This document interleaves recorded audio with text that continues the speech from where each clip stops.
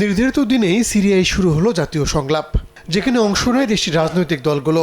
আলোচনার উদ্বোধন করেন বর্তমান নেতা ও অন্তর্বর্তীকালীন সরকারের প্রেসিডেন্ট আহমেদ আল শারা।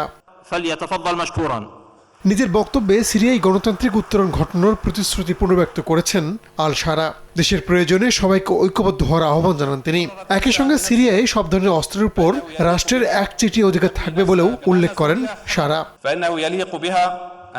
আমরা নিজেরা নিজেদের স্বাধীন করেছি, এখন নিজেদেরকেই সিরিয়াকে গড়ে তুলতে হবে। আমাদের সামনে এক ঐতিহাসিক সুযোগ এসেছে, প্রতিটি মুহূর্ত মানুষ ও দেশের জন্য ব্যয় করতে হবে।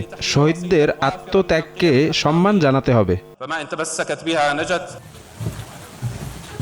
সিরিয়া পুনর্গঠনে দেশটির জ্বালানি, পরিবহন ও ব্যাংকিং খাতের উপর আরোপিত বেশ কিছু নিষেধাজ্ঞা স্থগিত করেছে ইউরোপীয় ইউনিয়ন। গৃহযুদ্ধের সময় বাশার আল আসাদ সরকারের উপর নিষেধাজ্ঞা আরোপ করেছিল ইইউ। বিদ্রোহী নেতা শারার নেতৃত্বে নতুন সরকার এসব নিষেধাজ্ঞা শিথিলের দাবি জানিয়ে আসছিল।